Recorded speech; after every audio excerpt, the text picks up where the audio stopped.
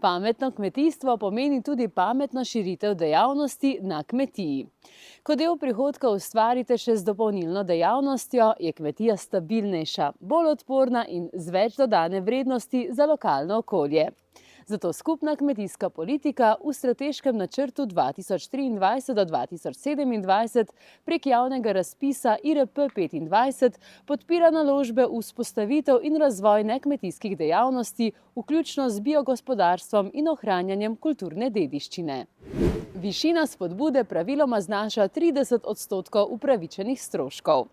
Lahko pa se poveča z dodatki, na primer za naložbe v biogospodarstvo ali krožno gospodarstvo, za mlade ali ekološke kmete, za majhne gorske kmetije ter za objekte s statusom kulturne dediščine.